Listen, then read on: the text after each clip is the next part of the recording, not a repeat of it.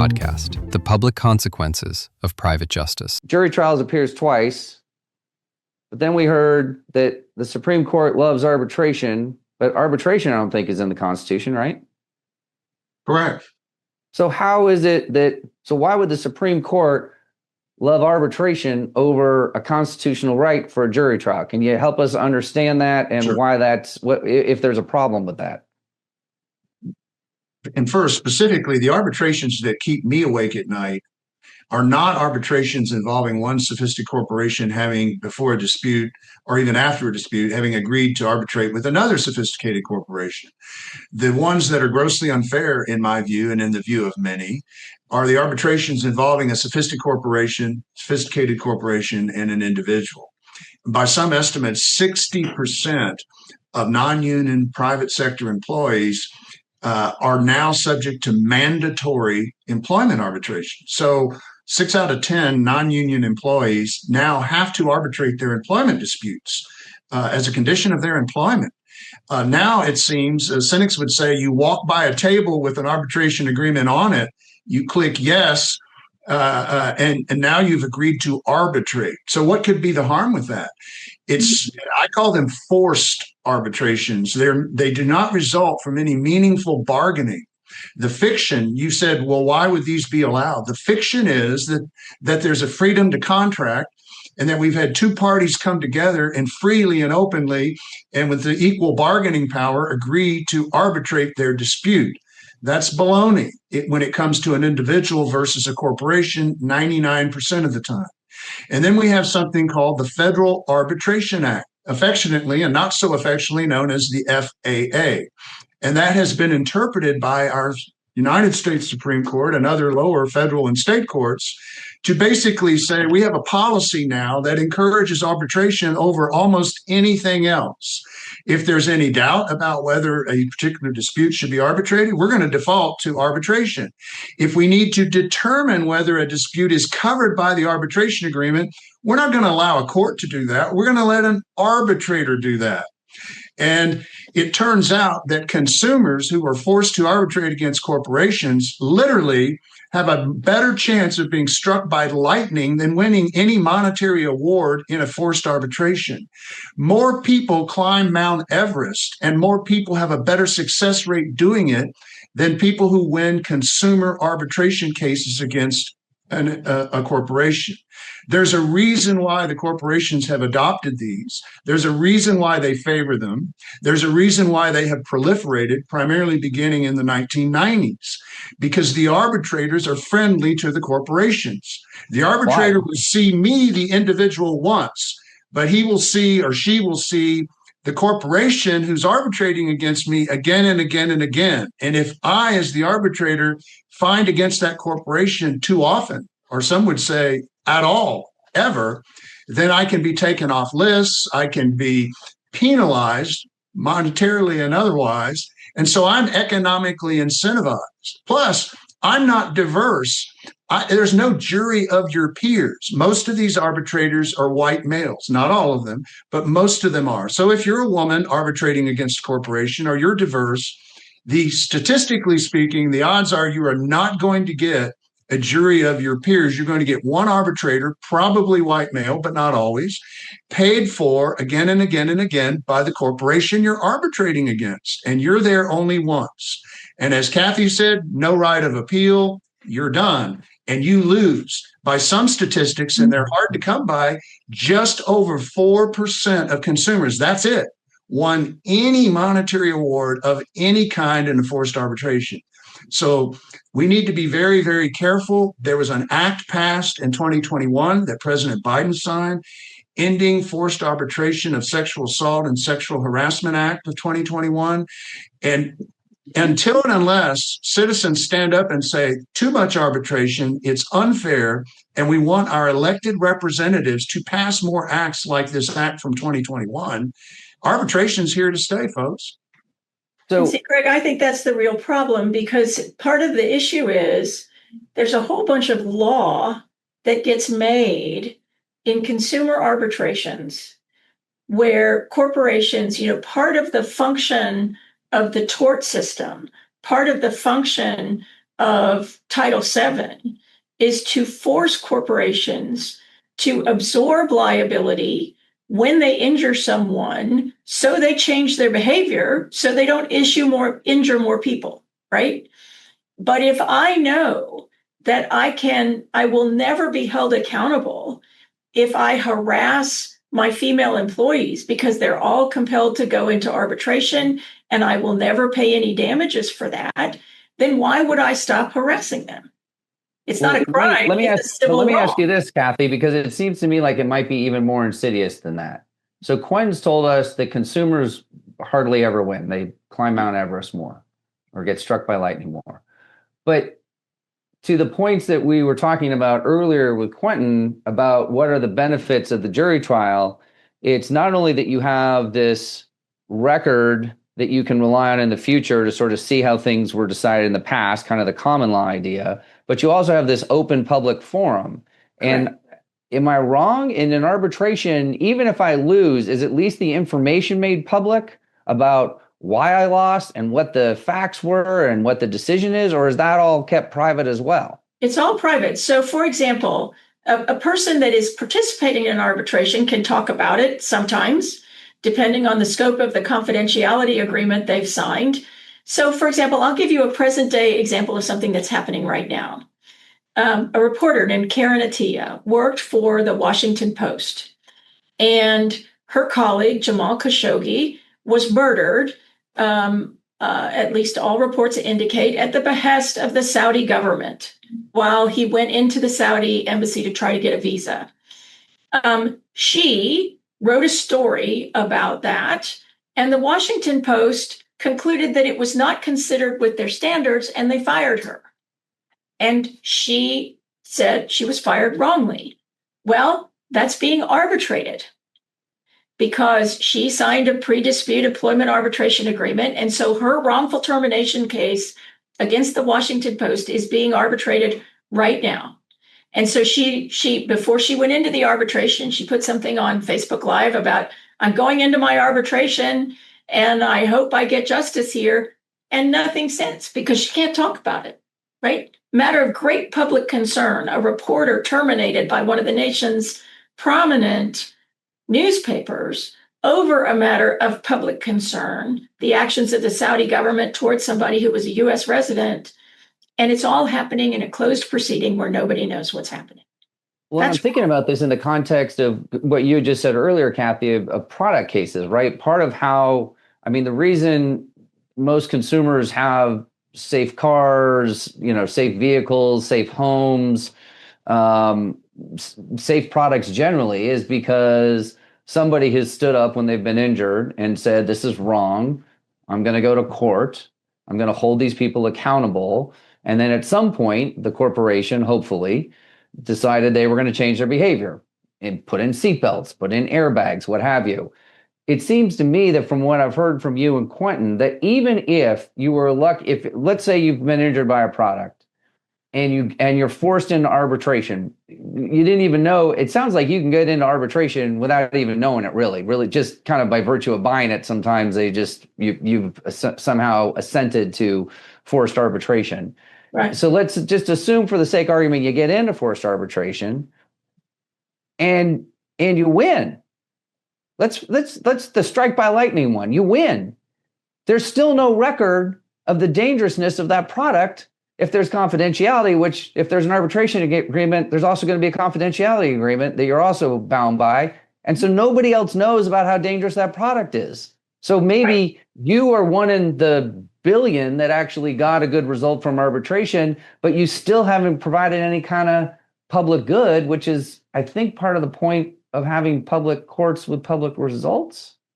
Am I missing something here? No, you're not missing anything. I think that issue of public accountability and publicly transparent results is very important when you're talking about injuries to real people. There's also, of course, a regulatory structure that runs alongside that. The federal, at least until recently, Food and Drug Administration, the Transportation Safety Board, all of those regulations issued by those agencies combined with the right to a jury trial and public accountability to ensure safe products and things like that. And the lack of publicly transparent results and the lack of accountability really do corrode those rights.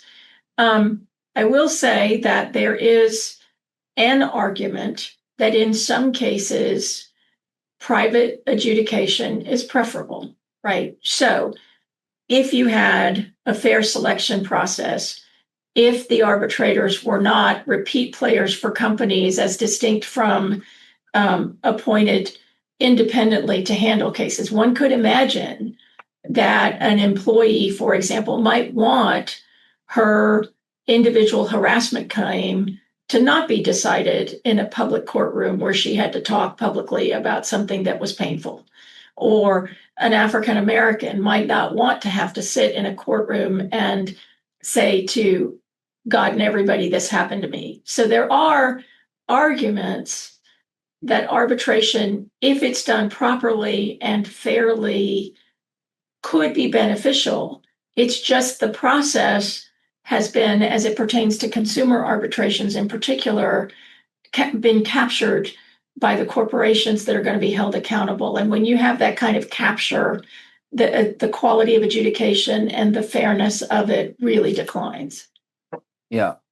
Well, so let's talk about that for a minute. So Quentin, have you, in terms of the arguments that Kathy's given us for those who say arbitration, has a place for certain kinds of cases where maybe there's something sensitive that's going to happen within the contours of the case itself as it's being tried. Is there a way to deal with that in the court systems, or is because the court systems are open, there's no protections at all, or is there a way to deal with that issue within the court system itself? Right now, the corporations are essentially being allowed to write their own rules. And so if you just download an app, if you use Uber, for instance, I've handled Uber rape cases and other cases, and you've agreed, whether you believe it or not, to arbitrate any claims you may have against Uber when you've just loaded the app on your phone. The vast majority, in fact, many lawyers even do not understand that that's what they did. In fact, I've talked to lawyers as clients over the years, and they don't even understand that they have agreed to arbitration simply by loading an app, simply by using a credit card, simply by loading Disney's TV service. Right. You may have agreed to arbitrate a claim when you and your family get on a Disney cruise ship. And I've handled cases against Disney before. And so no one understands those things. And so we need to have the default switch to no arbitration unless, for instance, that the person who's agreed was represented by an attorney who could meaningfully advise them and say, listen, this is a mistake for you. This arbitration clause was written by the corporation for the corporation. It doesn't help you really at all. It's not going to inure to your benefit. And in fact, it inures almost exclusively to the corporation's benefit. So anyone with the choice and the information as a consumer or as an employee almost certainly always would say, I prefer to have the ability to go into the courtroom if I choose. Right. So let's take your Uber. I just want to take the Uber example real quick. We've seen that, every 8 seconds there's a sexual assault in an Uber. And to Kathy's point, that certainly one can imagine a scenario in which somebody who's been sexually assaulted in an Uber may be somewhat reluctant to have their identity known. And if they were to bring a lawsuit, but my question is there a way to bring a lawsuit where somebody's identity could, under certain circumstances, be protected so that they could still bring the lawsuit, but their identity doesn't have to be known? I guess what I'm wondering is arbitration your only option for keeping your personal information personal when it otherwise doesn't add anything to the case? Not at all, Craig. I have filed numerous lawsuits under Jane Doe and John Doe pseudonyms, primarily lawsuits involving sexual abuse, but not always. And some cases involving children, we have some rules in Texas about not naming them, but even with adults, I have filed lawsuits that way, and that is an option. Arbitration, the idea that to keep something secret and to keep sensitive information from automatically and necessarily becoming public, it must be arbitrated, I think is an erroneous idea. So, yeah, so and at I least, think, Craig, the challenge is in Texas, at least, where Quentin is absolutely right. I think where the rubber meets the road is in a trial, because it's very hard in Texas, at least, to close a courtroom. In fact, Sure. I've never known anybody successfully to do it. And we have an open courts constitutional provision in Texas that makes it exceedingly difficult. And so where you would get to it, Quentin is right. You can file Jane Doe or initial lawsuits. You can get certain protective orders. But if you have to try that case, it's going to be tried publicly. And that's a significant deterrent. And so, I think arbitration has its place in corporate disputes. I think arbitration has its place post-dispute where people choose it. I think one of the rationales people argue is that it is also perhaps with, as Quentin notes, adequate advice, it might be a preferred proceeding in certain kinds of sensitive cases as well.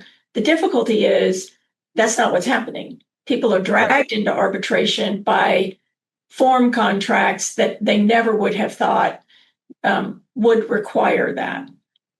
yeah, and I just want people to understand that some of these arguments that are made, they're not an absolute. Arbitration is not the only way to keep certain information private. There is another option out there, one of which is, as Quentin mentioned, to file a Jane Doe or a John Doe, and sealing. Right, you can also seal records at times. To your point, Kathy, about what happens at trial.